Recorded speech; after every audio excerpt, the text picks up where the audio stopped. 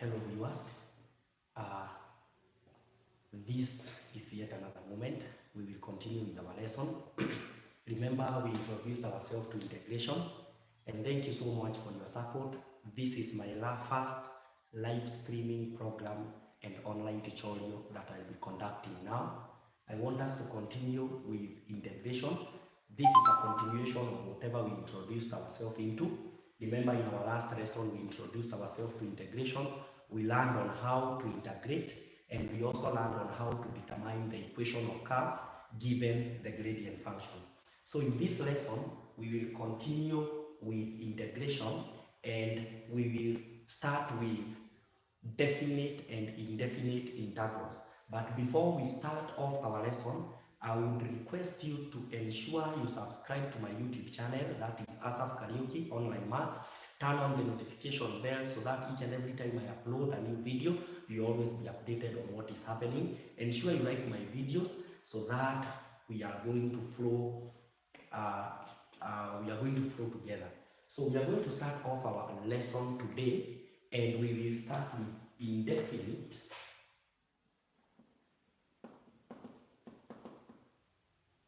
and definite integrals. Indefinite and definite integrals. So what are we supposed to be learning on definite and indefinite integrals? So we will start off with indefinite integrals. We'll start off with indefinite integrals. And we can simply define indefinite integrals by saying these are integrals without indicated integral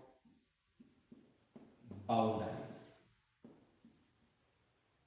These are integrals without indicated integral boundaries. That is how we can define indefinite integrals. As in our first lesson, we learned on how to integrate. So we can straight go to our example and say a good example of an indefinite integral is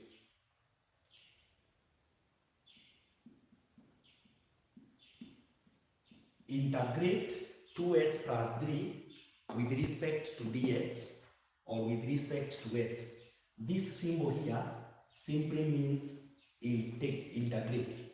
So the reason we can say that this is an indefinite integral is simply because it does not have the integral boundaries. The integral boundaries are assigned on these 2 points. We have the lower or the subscript, which is the lower boundary, and the superscript, which is the upper boundary. So such an integral without any listed boundary is what we call an indefinite integral. And for us to integrate an indefinite integral, remember our concept still remains the same, that given dy over dx is ax to power n, therefore our y will be equal to a over n plus 1 x n plus 1 plus c. So for us to integrate 2x plus 3 with respect to x, it is going to be y is equal to, we will integrate the first one to be 2 over 2x squared plus 3x plus c. So our integral will be x squared plus 3x plus c. That is the solution of an indefinite integral. That's the solution of our indefinite integral. So we have some more examples, and I believe we'll be in a position to understand what we are supposed to do. So I'm checking out on my laptop on how our class is resuming,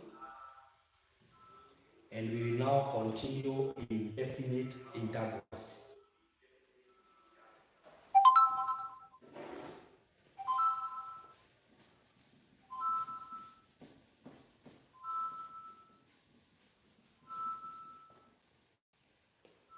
So our second example,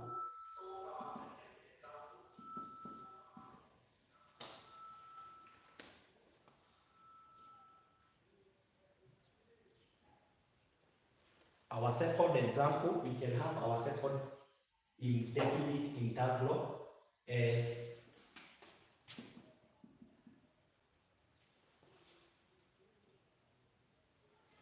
integrate x cubic plus 4x with respect to x.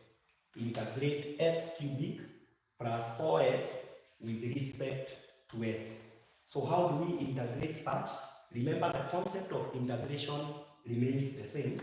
And once we integrate this with respect to x, we will have y is equal to, the coefficient here is 1 over n plus 1 is 4, x to power 4 plus 4, this x is to power 1, so it's 4 over 2 x squared plus c. And that will definitely give us y is equal to a quarter x to power 4 plus 2x squared plus c. The reason we are adding our constant of proportionality is because when differentiating, the constant disappeared. It was terminated. Now when we integrate, don't forget the fact that integration is reverse differentiation. So when we are now reversing the process of differentiation, we must introduce our constant of proportionality or our constant back. So that's why we say plus c. So we can simply say that integrals or indefinite integrals are those integrals that lack integral boundaries. We can have another example. Example number 3. Determine the integral of 2x cubic plus 4x squared minus 2x with respect to x. So we can also determine that one. And how are we going to determine such kind of an integral? We are going to find the integrals or find the integral of this function. This is a polynomial with respect to x. And we will have y is equal to 2 over, our denominator is 3 plus 1, which is 4x to power 4 plus, this one will be 4 over 2 plus 1 is 3 x to power cube minus 2 over, our power here is 1, so our new denominator will be 2 x squared plus c. And we will therefore have y is equal to a half x to power 4 plus 4 over 3 x cubic minus x squared plus c. That is how we find the indefinite integrals. So when you see this sign simply means integrate with respect to x. So our function is with respect to x. Don't forget that x is the dependent variable, while y is our independent variable. I want us to continue to definite integrals.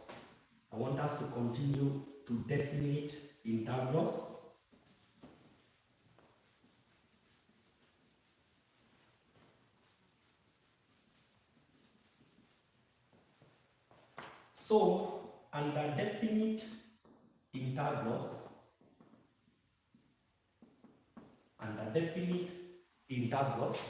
what we need to understand is that definite integrals, these integrals have they have integral boundaries.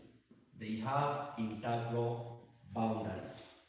And by saying integral boundaries, we simply mean that having such, we can use such as our reference, ax plus b with respect to x, having such an integral, by saying it has integral boundaries, or we can instead use c and d, cx plus d with respect to x, it simply means that we have the lower boundary being a and the upper boundary being b. So we can say our lower integral boundary is equal to a, where our upper integral boundary is equal to b. So having such, this is a good example of a definite integral. The reason is because it has what we call integral boundaries. It has integral boundaries. So for us to continue to solve on examples of integral boundaries, we can have our first example, and our first example can be integrate from 1 to 2x plus 4 with respect to x. That's a good example of an integral boundary. So for us to find the integral boundary, or for us to solve such kind of an integral, this is how we go about it. So we are going to integrate 2x plus 4 with respect to x. Once we integrate 2x plus 4 with respect to x, we are going to have 2x will be 2, it will be 2 over 2 x squared plus 4x plus c. That is what we are going to have when we integrate, and this is simply b x squared plus 4x plus c. After we integrate our function, we will take the boundaries as 2 and 1 and place it on this particular point of our brackets. And what we need to understand is that integral boundaries are values of x. In our case here, these two integral boundaries, they are values of x. They are values of x. They are values of x. So for us to solve this integral, or this question, we will substitute the values of x of the upper boundary, subtract the value of x, or the value of our solution of the lower boundary. So we will start with the upper boundary, subtract the lower boundary, bearing in mind that our values of x are 2 and 1. And by doing that, we will have solved our question. So we will take the values of x as 2. We have 2 squared plus 4 times 2 plus c. Then we subtract 1 squared. We start with the upper boundary minus the lower boundary, plus 4 times 1 plus c. And once we do that, we will have solved. So 2 squared is 4. 4 times 2 is 8 plus c, minus 1 squared is 1 plus 4 plus c. And once we solve this one out, we can continue and do it at this particular point. 4 plus 8 is 12 plus c, minus 1 plus 4 is 5 plus c. And once we work this one out, we'll have 12 plus c. Open the bracket, we'll have minus 5 minus c.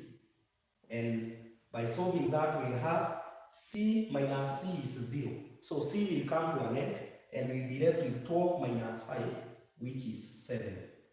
And that is how we solve our definite integrals. That is how we solve definite integrals. We can do another example.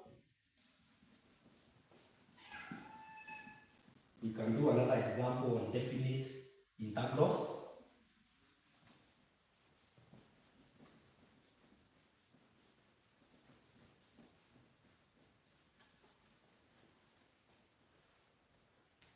Suppose we have example 2 is integrate from 3 to 4, integrate from 3 to 4, x plus 1, x plus 2 with respect to dx, or with respect to x. How do we go about that one? We are supposed to integrate x plus 1, x plus 2 with respect to dx. So this one is a quadratic identity. So the first step we will do is to expand these two quadratic identities to have one function. And once we expand that, we are going to have integrate from 3 to 4. Once we expand this, we will take x, then open x plus 2. Then we will say plus 1 multiplied by x plus 2. That one should be with respect to dx.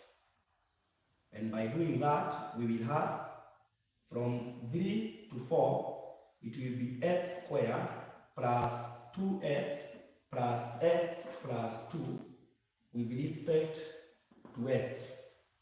And having that, we'll have from 3 to 4, x squared plus 3x plus 2 with respect to x. So we have our function here, we have a quadratic function, and now having this, we can now continue to our next step.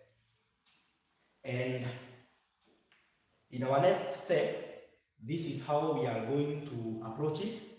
We are going to integrate the function of x, or we are going to integrate our function with respect to x. And once we integrate it, we are going to have x squared. After integrating x squared, we will have a third x cubic plus, when we integrate 3x, we will have 3 over 2x squared. When we integrate plus 2, we will have plus 2x plus c.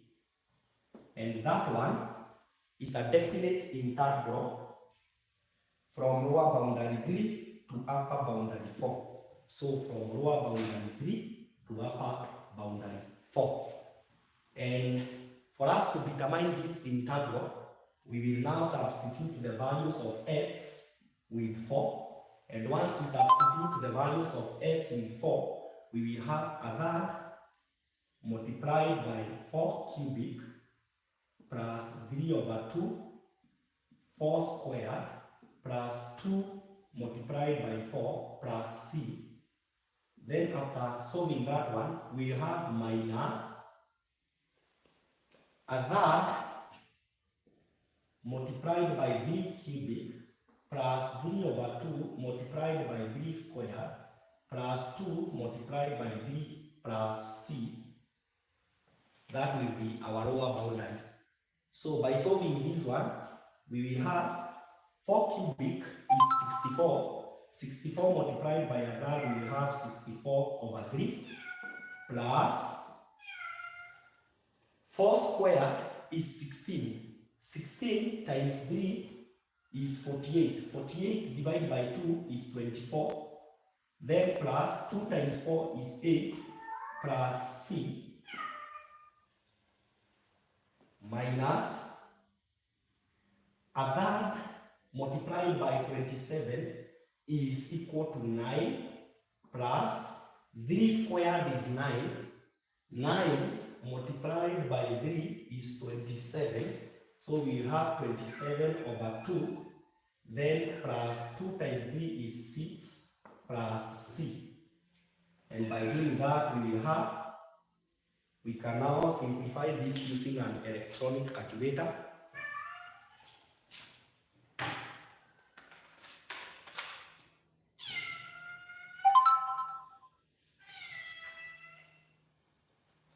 So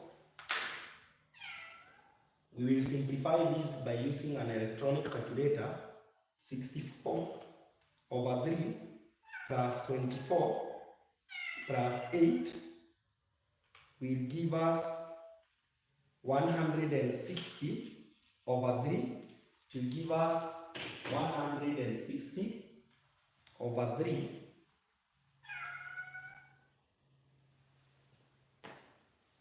160 over 3 plus C minus 9 plus 27 over 2 plus 6. It will give us 57 over 2 plus C. By having that, we will have 160 divided by 3.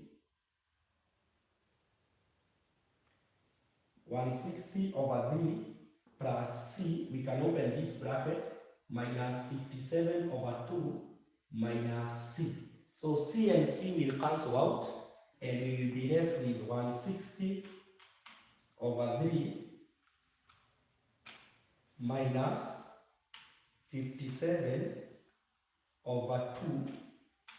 That will give us 24, 5 over 6. It will give us a mixed number, 24, 5 over 6, and that will be the solution of our definite integral. So that is how we approach this definite and indefinite integrals. The difference between the two is that the indefinite integral does not have the integral boundaries, and the integral boundaries, we have simply said we have the lower boundary and the upper boundary. We have the lower boundary and the upper boundary, but the indefinite integrals, they lack the integral boundaries. We can do one last example, and our last example that we will do still concerns definite integrals. We can have example number 3. Example 3, sorry. Can have example number 3, and maybe we say integrate from negative 4 to negative 1. 3x squared plus 4 with respect to x. So we have such. We are expected to integrate from negative 4 to negative 1. Negative 4 to negative 1. Don't forget that the lower boundary, this one is always the lower boundary. So if you compare negative 4 and negative 1, this one is smaller than this one. Negative 4 is less than negative 1. So that's why negative 4 is the lower boundary and the upper boundary is negative 1. So for us to determine this, we are going to integrate our function with respect to x. And once we integrate our function with respect to x, we will have 3 over 3 x cubic plus 4x. Sorry, I've forgotten to add the constant. Plus c from negative 4 to negative 1. So that will be our integral. So this one is the same as x cubic plus 4x plus c from negative 4 to negative 1. And by having that, we can substitute our values. Once we substitute our values, we have negative 1 cubic plus 4 multiplied by negative 1 plus c, close the bracket, minus negative 4 cubic plus 4 multiplied by negative 4 plus c. By having that, negative 1 to power 3 is equal to negative 1. Then plus 4 times minus 1 will be equal to minus 4 plus c minus negative 4 cubic is equal to negative 64 minus 16 plus c. We have that. And with that, we can lab and continue that point here.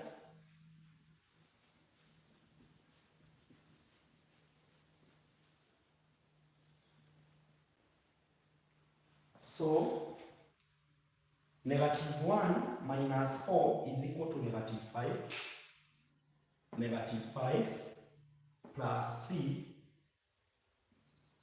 minus negative 64 minus 16, that will be equivalent to negative 80 plus c.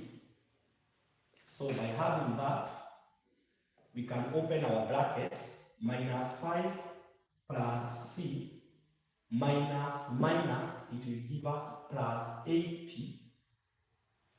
It will give us plus 80. Minus times minus will be plus 80 minus c. So c and c will cancel out because c minus c is 0, and we have minus 5 plus 80 will be equal to 75. It will be equal to 75. So that is how we solve definite integrals. If it is your first time to view my content, ensure you click on the subscribe button, and I believe all will be well. So we have already determined the indefinite and the definite integrals. I want us to continue to our next subtopic, that is area under a curve. We have to learn, or we must learn on area under a curve, so that we will know how do we use integration, or how is integration applicable in finding the area under a curve. Thank you.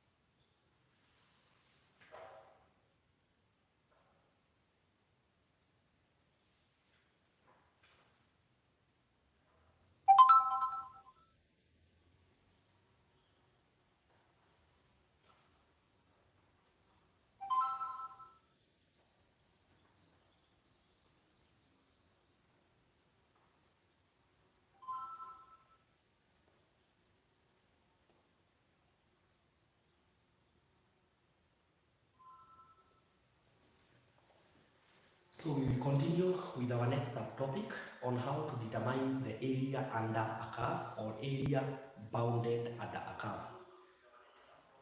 So using the knowledge of integration, we are going to determine the area under a curve using concepts of integration.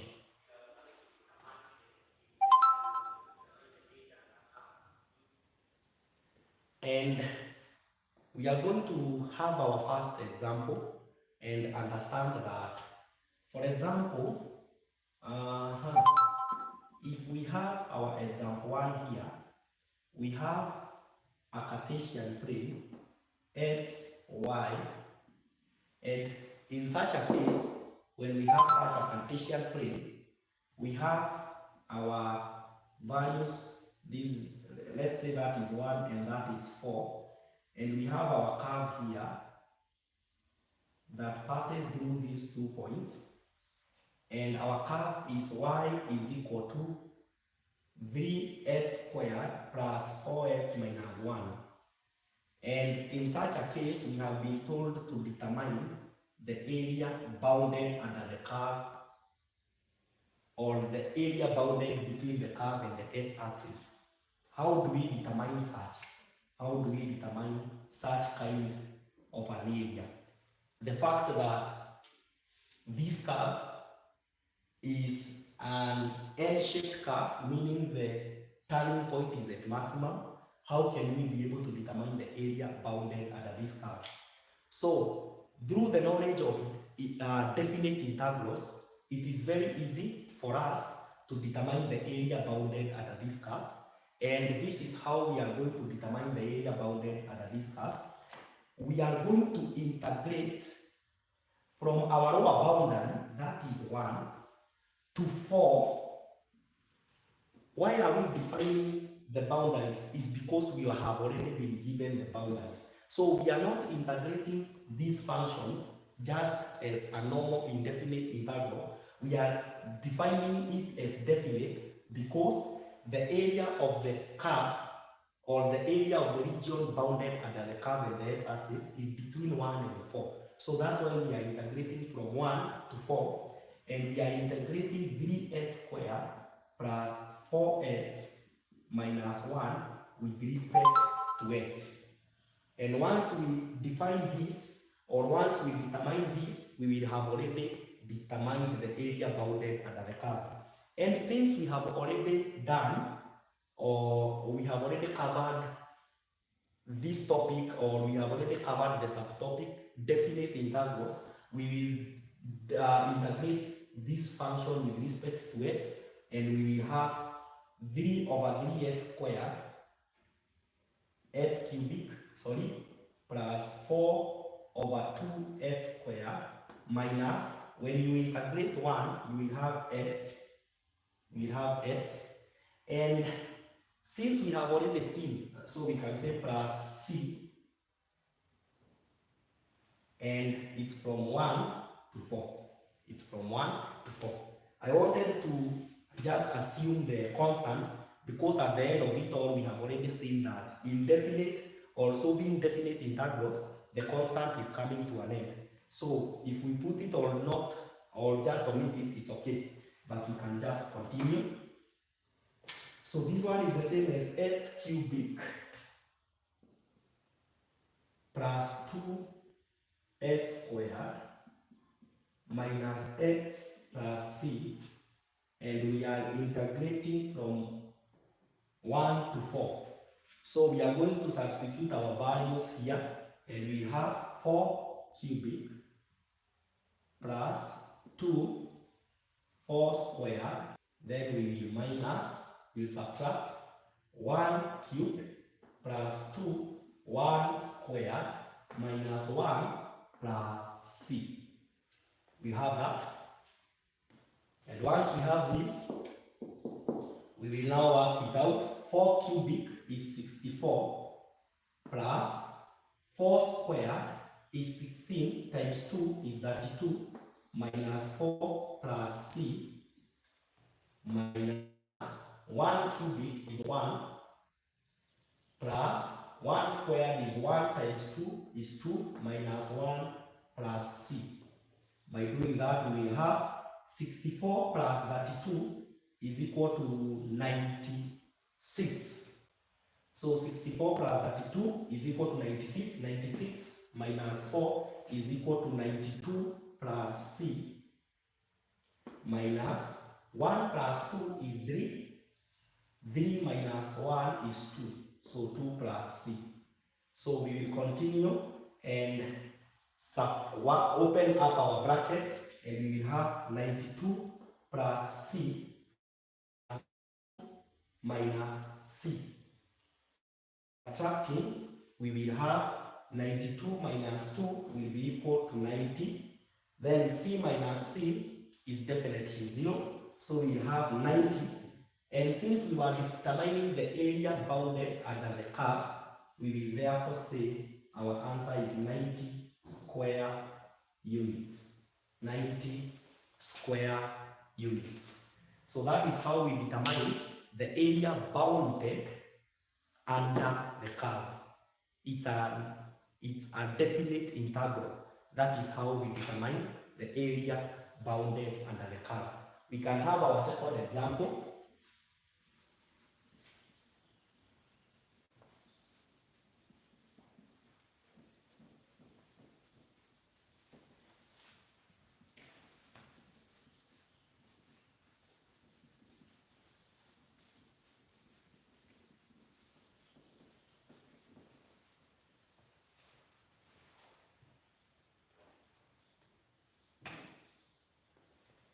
And in our second example, we are going to have an equation here.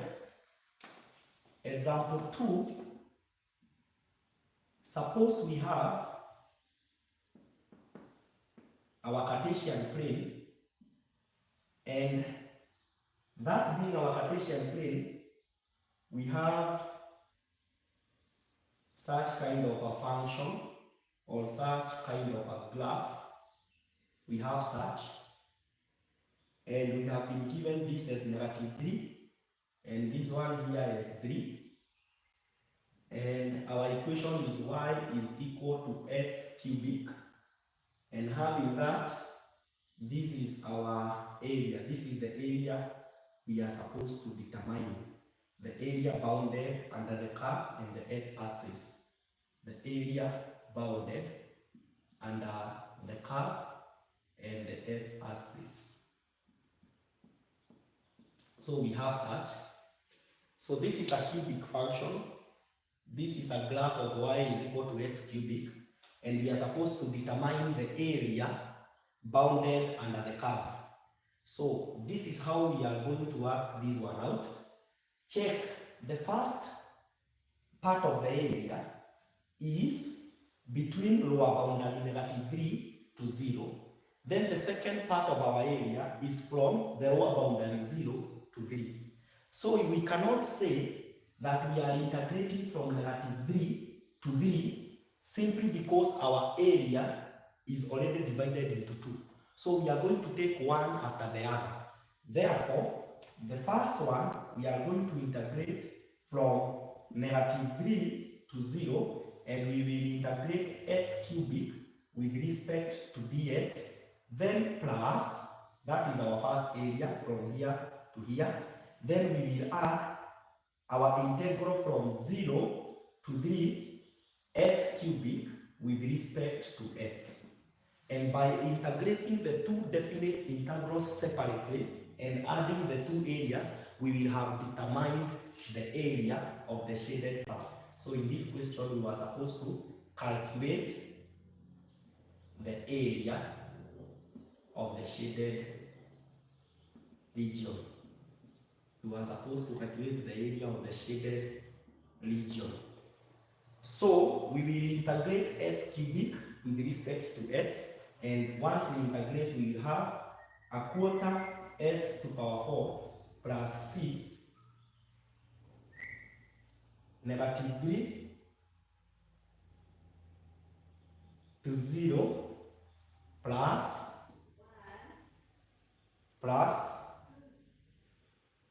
a quarter x to power 4 plus c from 0 to 3. And by solving that, we will have already determined the area of the shaded region. So we will continue this to this part here. So we will substitute the value of x with 0, and we have a quarter, let's separate. We have a quarter, x is 0, 0 to power 4 plus c minus a quarter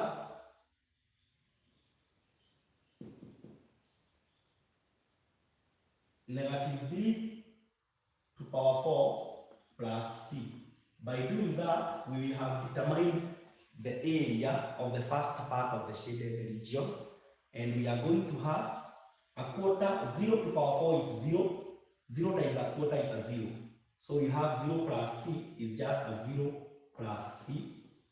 Then minus negative 3 to power 4 is equal to 81.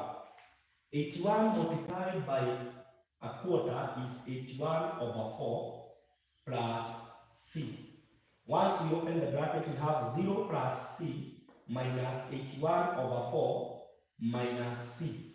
So c minus c will come to an end, and we will be left with negative 81 over 4. So when we determine the area and find our area is negative, so when you find a negative area, when you find a negative area, note that, you need to note that the area is below the x-axis. The area is bounded under the x-axis. The area is bounded under the x-axis. And it's true, our first part of the area is bounded under the x-axis. So we will omit the negative. And once we omit the negative, we will be left with 81 over 4 square units. 81 over 4 square units. Stroke, we can have 21 over 4 square units. 20 and a quarter square units. That is the area of the first part of the shaded region. Then we will continue with the second part of the shaded region. So a continuation, we are now integrating from 0 to 3. We already have a quarter x to power 4 plus c, and we have 0 and 3. So we are going to substitute these values here, and we have a quarter 3 to power 4 plus c, 3 to power 4 plus c minus a quarter into brackets 0 to power 4 plus c. So this one will give us still 81 over 4 plus c minus this one will give us 0 plus c. Once we open our brackets, we will have 81 over 4 plus c minus c. C minus c will give us a 0, so we will be left with 81 over 4, which is the same as 20 and a quarter square units. So the total area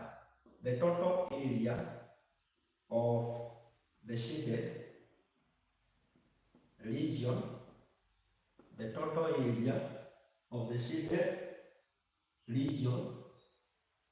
will be 20 and a quarter, that one over there, plus 20 and a quarter, which will give us 80 and a half square units. It will definitely give us 80 and a half square units. 80 and a half square units. So that is how we determine the area bounded under the curve. We need to understand that area bounded under the curve is a definite integral. It has the integral boundaries, and this is how we approach it. So we will continue.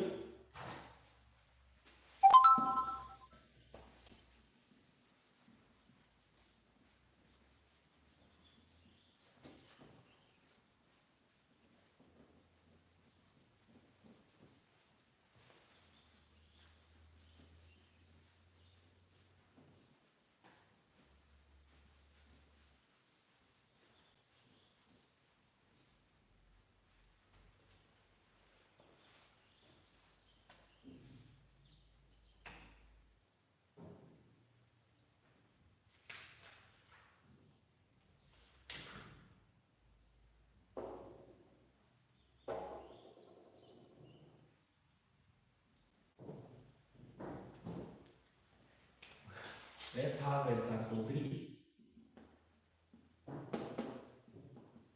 Let's have example 3. And our example 3, we have this one, x, y, and we have 0. Then we have our curve here, and we have a line.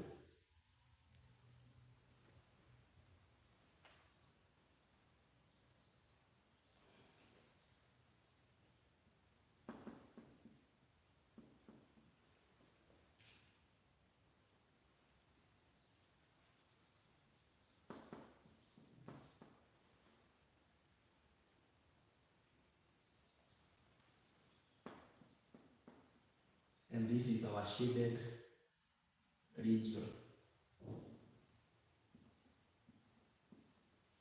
This is our shaded region. So we are supposed to determine the area of the shaded region.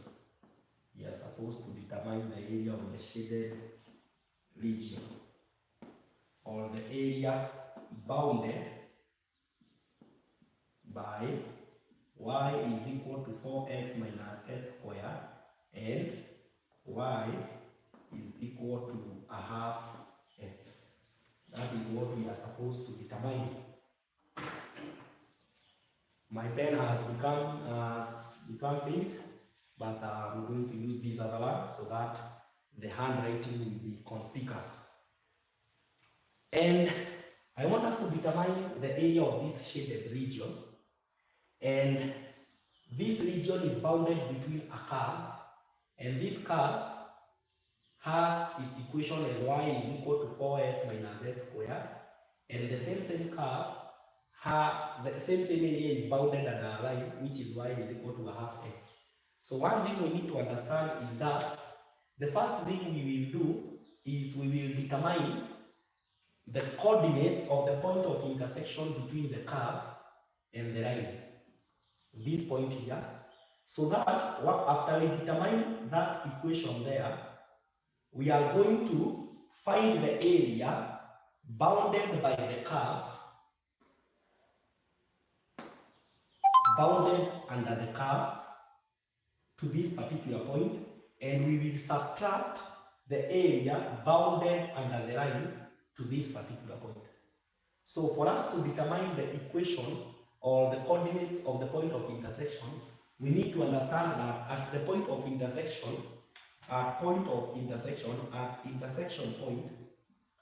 intersection point, values of x and y are equal. At point of intersection, values of x and y are equal. So for us to determine this point of intersection, we will equate the two equations and say, since this one is y and this one is y, it simply means that their values are also equal. So we have 4x minus x squared is equal to a half x.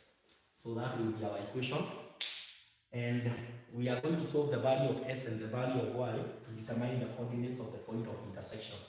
So since our denominator is 2, we will multiply by 2, we will multiply by 2, and we will multiply by 2.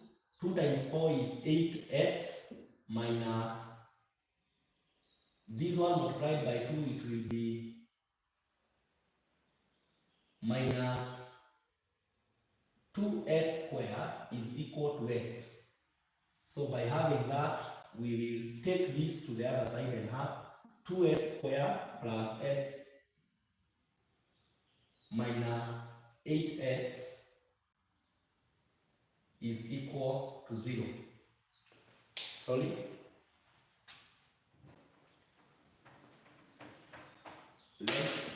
Let me confirm this one again.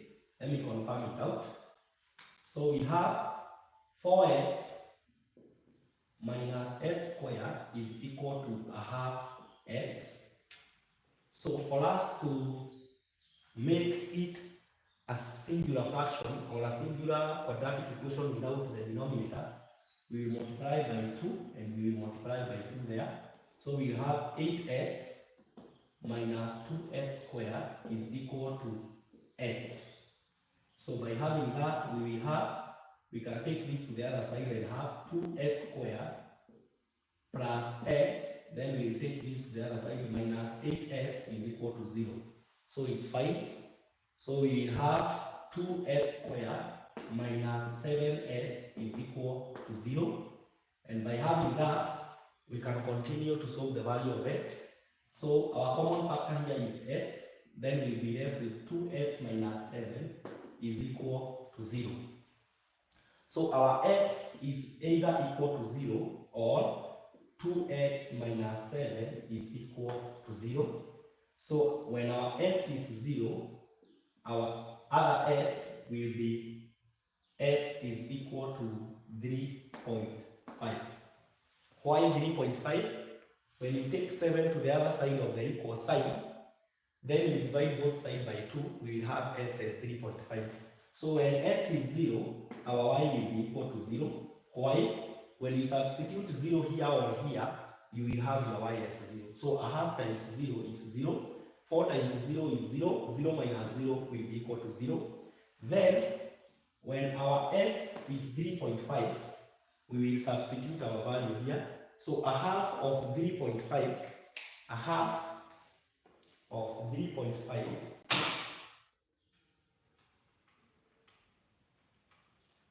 is 1.75.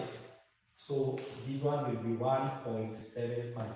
So the coordinates of the point of intersection are 0, 0, and 3.5, 1.75. 3.5 and 1.75. So this coordinate here is 3.5 and 1.75. That is that coordinate. And by having that coordinate now, we can now be able to proceed and determine our area.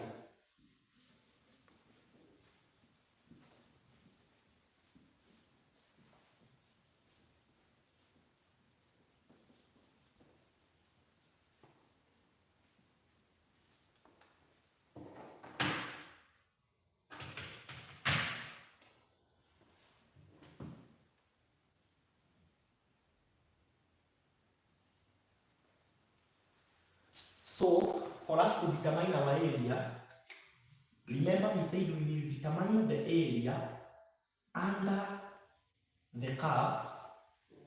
So we will first find the area. Remember this value here is 3.5 and this value here is 1.75. So we will determine the area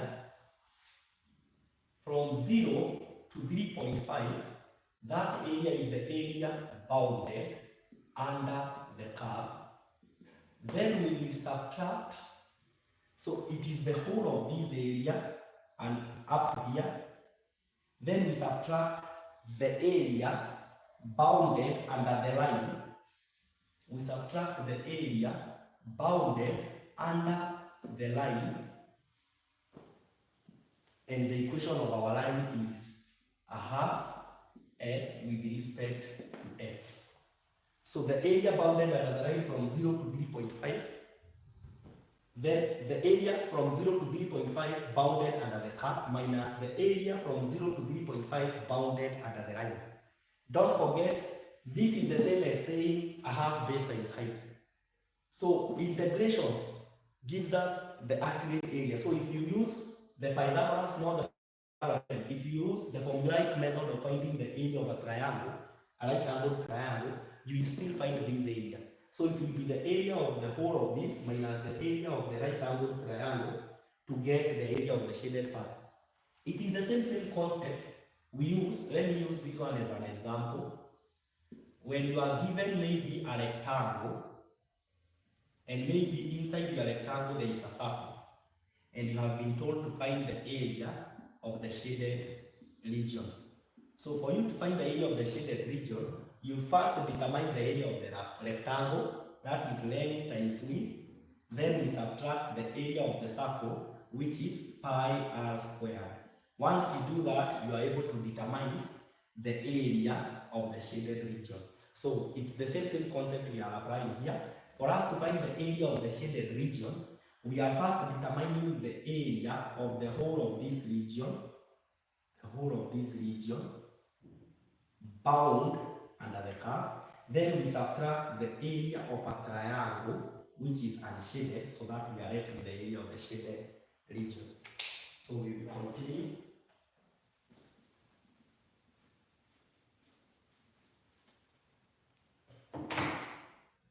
And so when we integrate this one, we are going to get, so I hope we are now familiar with integrating.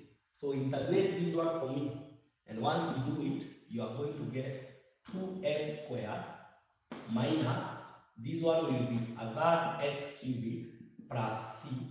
So let's first do the first one, 3.5 and 0. 3.5 and 0.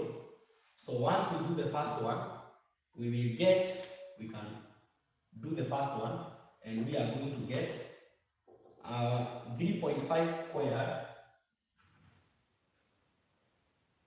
So it is 3.5 squared minus another 3.5 cubic plus c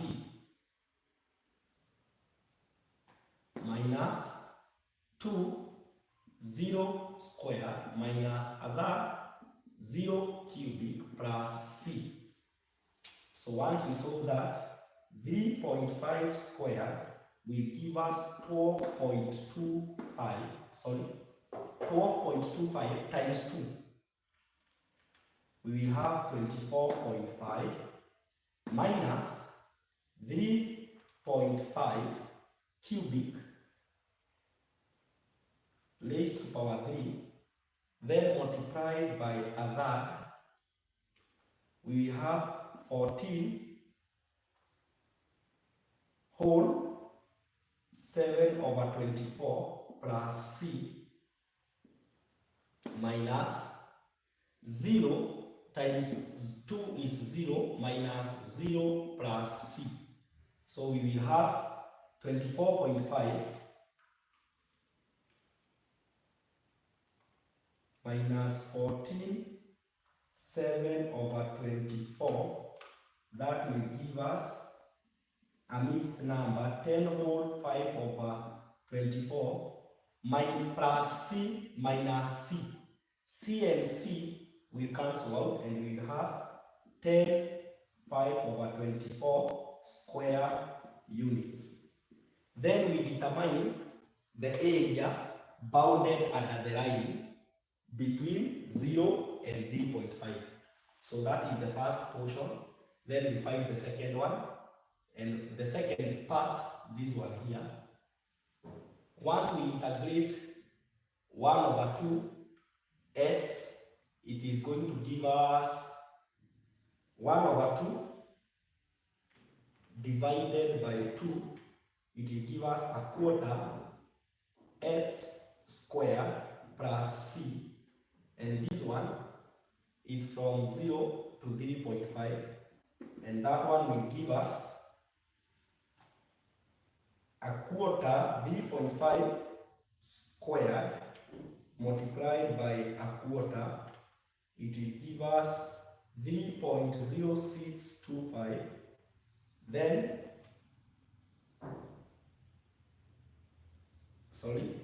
it's a step I've skipped.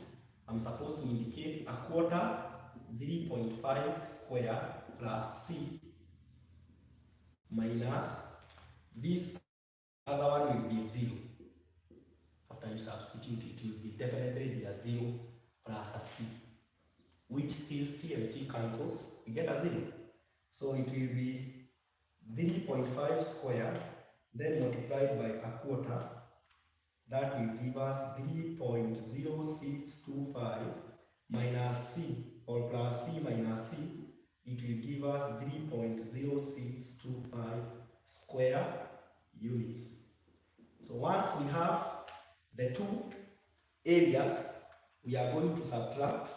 This one is the same as 3 whole 1 over 16. square units. So we will subtract the two areas to determine the area of the shaded region. And once we subtract the two areas,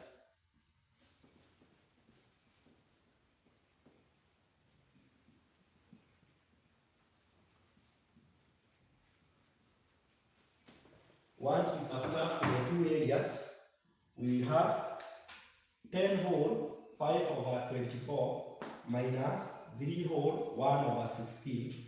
Once we subtract, we will get 10 whole 5/24 minus 3 whole 1/16.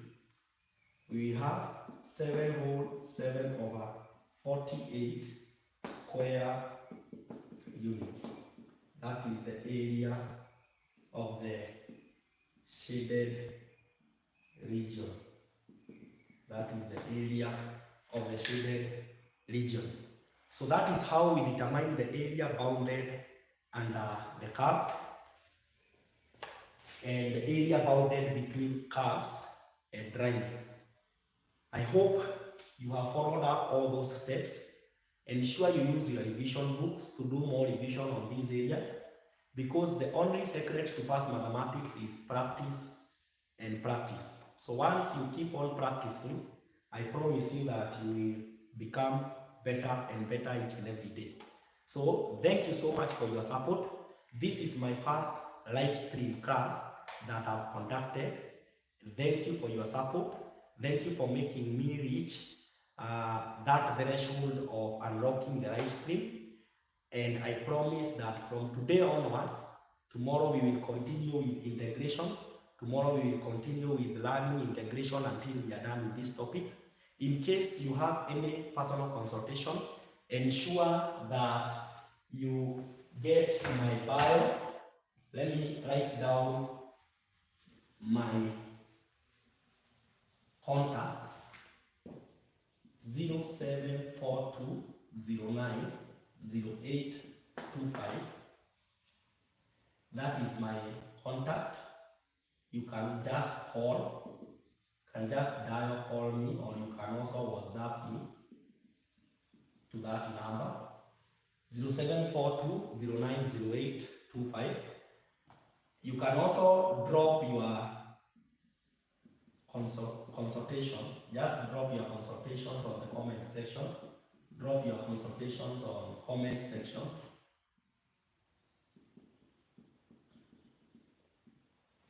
Then don't forget to subscribe to my channel. My channel goes by Asaph Kariuki Online Maths.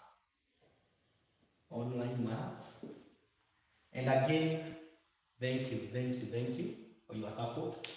I trust and believe as time goes by, I keep on improving on the content that I'll be making, and I believe with time we'll be learning. So ensure you subscribe to my YouTube channel. That is YouTube channel. And just in case you are in need of private tutorials, just contact me. And I really appreciate your support. I cannot take it for granted. Indeed, it has taken your support for me to be here. Thank you so much. May the Almighty God bless you. I wish you all the best. In our next lesson, I want us to continue with further exercises and questions on definite integral, and then our last subtopic. So in our next lesson, we will continue with area bounded under curves,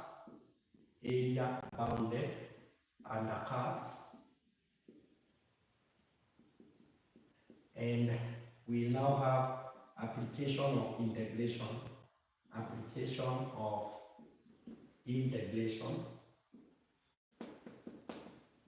in kinematics. Application of integration in kinematics. So there are still other different concepts I've discussed on my YouTube channel. I've discussed on how to solve quadratic equations, how to solve simultaneous equations. Just go through those tutorials so that you might understand those basic things that we are still applying them here. In the meantime, we have come to the end of our today's session. Let's meet in our next lesson, and thank you so much. Thank you for your support. I appreciate you. Thank you. Thank you.